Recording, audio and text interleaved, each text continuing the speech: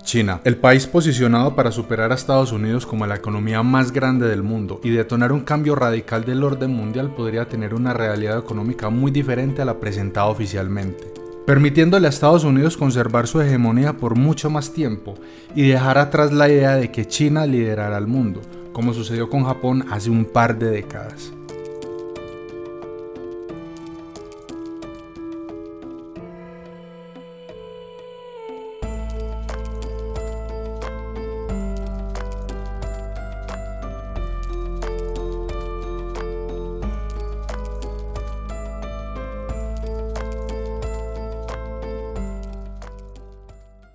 La economía china podría ser tan solo el 40% de lo que indican las cifras oficiales.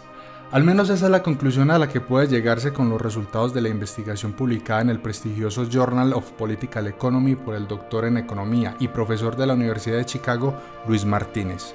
Y es que después de décadas de un notable crecimiento, los economistas, analistas e inversionistas escépticos de que China pudiera sobrepasar a Estados Unidos como la economía más grande del mundo eran cada vez menos, pero con este pequeño grupo teniendo una fuerte razón para mantener su escepticismo, su falta de confianza en las cifras entregadas por el gobierno de China, una idea que ahora está respaldada por datos, gracias a investigaciones como la de Martínez. Pero antes de ver esta investigación, primero es útil repasar un par de conceptos básicos de economía.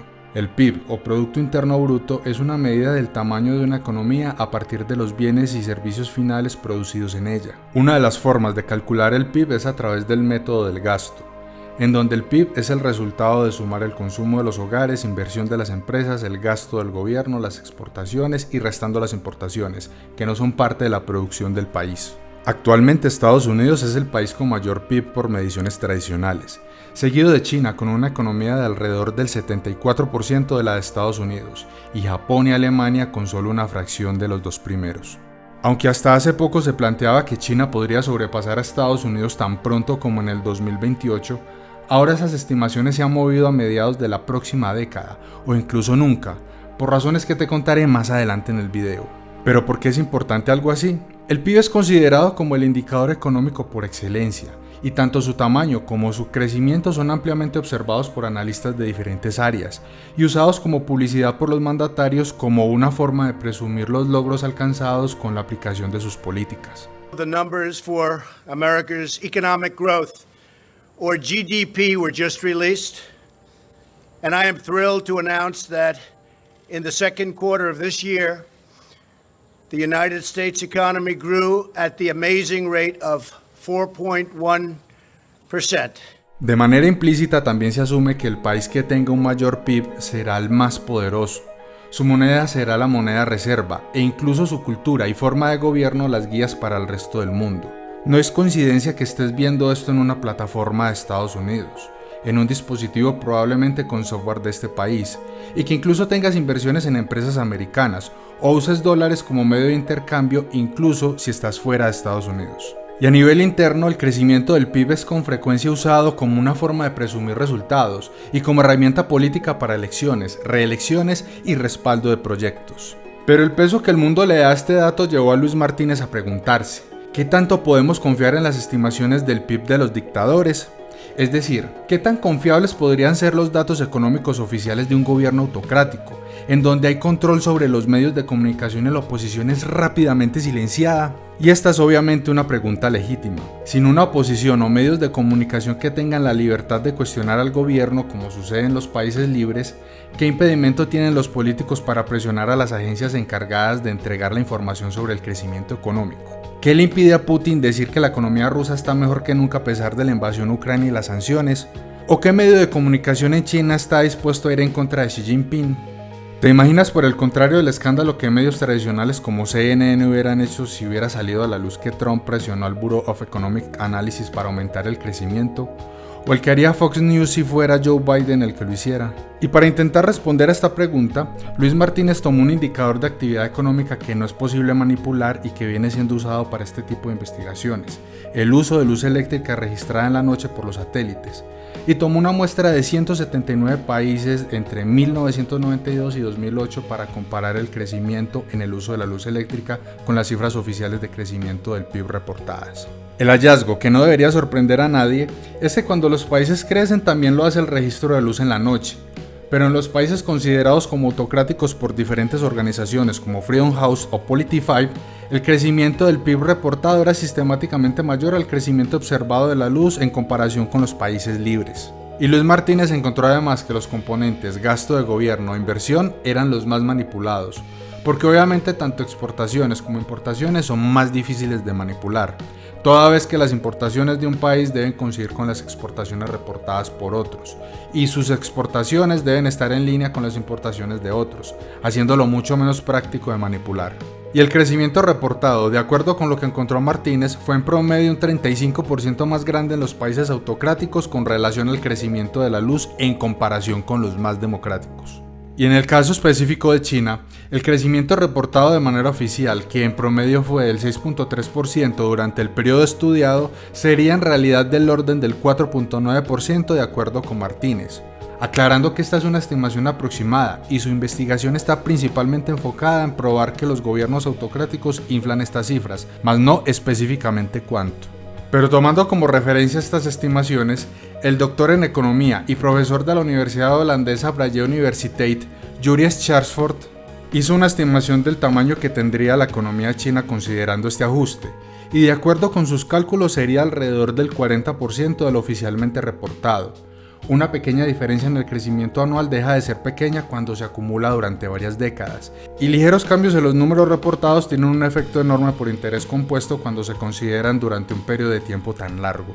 Y estas conclusiones no son exclusivas de esta investigación, y los analistas han cuestionado la veracidad de las cifras oficiales entregadas por China, con muchas sospechas teniendo su origen en el mismo gobierno, con altos mandos como Li Keqiang admitiendo en el 2010 que las estadísticas oficiales eran problemáticas, y el PIB reportado era solo por referencia, y secundario a medidas como el consumo de energía eléctrica, volumen de carga ferroviaria y préstamos bancarios.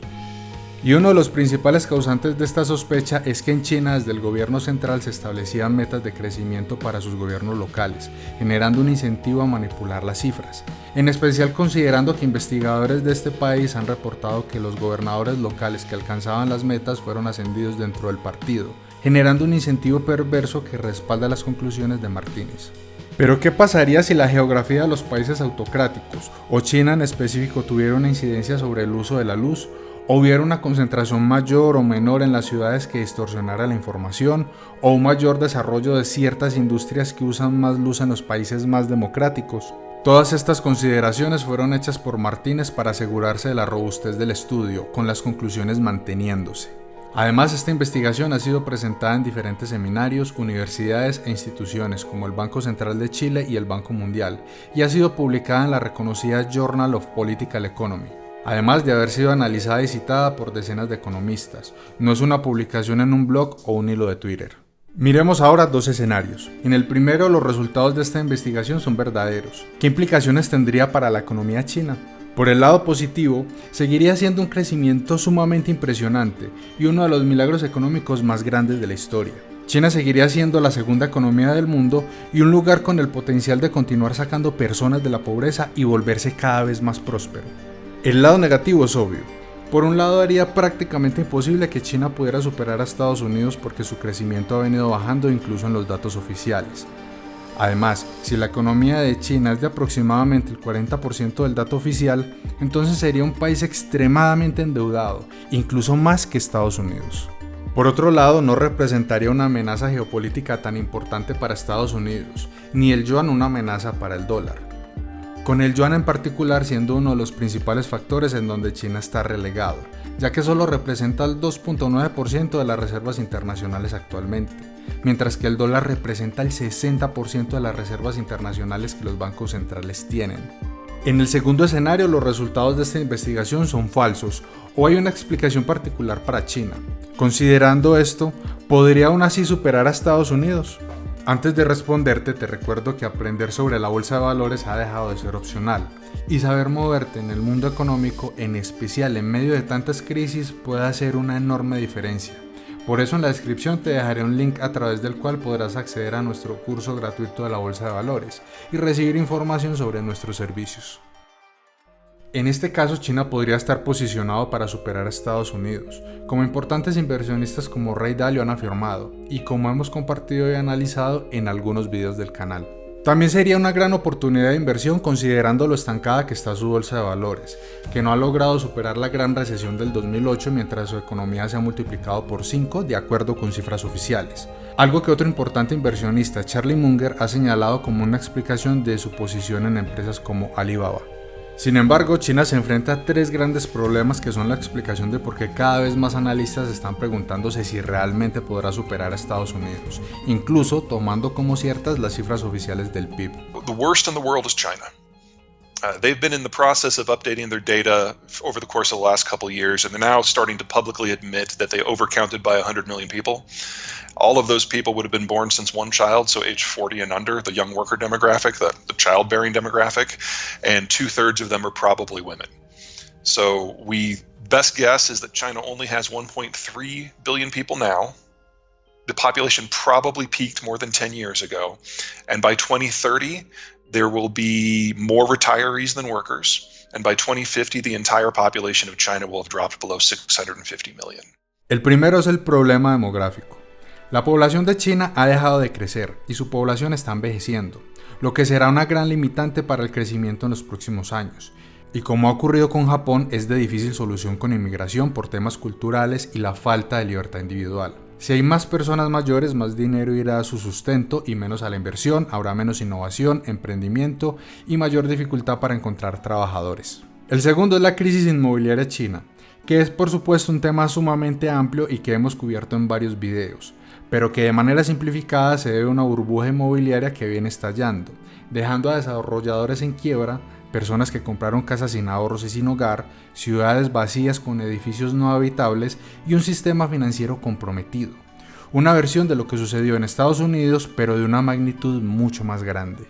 Y el tercero, y esto no le gustará a muchos seguidores del canal al parecer, humanos o bots, es el mandato de Xi Jinping, quien ha comenzado un tercer periodo como líder del país con un poder absoluto, marcado por la expulsión de su predecesor Hu Jintao del Congreso del Partido Comunista Chino, un poder con el que se está asegurando un mandato de por vida. Xi Jinping ha demostrado que su deseo de poder está por encima del bienestar de las personas de su país, aplicando políticas del llamado COVID-0 y continuando con cuarentenas casi un año después de que la mayor parte del mundo haya reabierto por completo después de la pandemia. Claramente porque su intención es control y no porque este sea el método apropiado para lidiar con el COVID. Xi Jinping además es un seguidor de Mao Zedong, ampliamente considerado como el mayor genocida de la historia, y ha preferido seguir su visión a la de Deng Xiaoping, quien es uno de los grandes responsables de la prosperidad actual del país gracias a su apertura económica y fomento de la iniciativa privada que le ha permitido crecer. In his first 5-year terms, it was a massive, what he called an anti-corruption campaign, but it was really a purge of all the competing power centers throughout the party and throughout the system. And whether you had a different view of what China should be or how to get there, you were kicked out. And if you were a local regional power boss, you were brought to heel. In the second 5-year term, Xi went after everyone who agreed with him to make sure that no one was capable of independent thought in his area. And that has made him the most isolated world leader on the stage right now, arguably the most isolated in Chinese history, and he's now more shut off from everything and all sources of information than even the Kim dynasty of North Korea. And so we are seeing catastrophic policy decisions being made in economics and trade with COVID and security. Y todo esto, contrario a las ideas de Ray Dalio, está haciendo que cada vez más analistas se inclinen por pensar que China no podrá superar la economía de Estados Unidos y darse un nuevo orden mundial, dándole la razón a Warren Buffett y George Soros. Al primero, porque siempre ha descartado que Estados Unidos pierda su posición dominante a nivel económico. Y al segundo, en la responsabilidad que tendría Xi Jinping desviándose del modelo de Deng Xiaoping en causar la pérdida del rumbo de China. Y como siempre te he dicho, eres tú quien debe decidir qué hacer con su dinero con la información disponible. ¿Confías lo suficiente en China como para invertir en este país? ¿Crees que Luis Martínez se haya equivocado en su investigación? Cuéntanos en los comentarios, me gustaría conocer tu opinión. Hasta la próxima.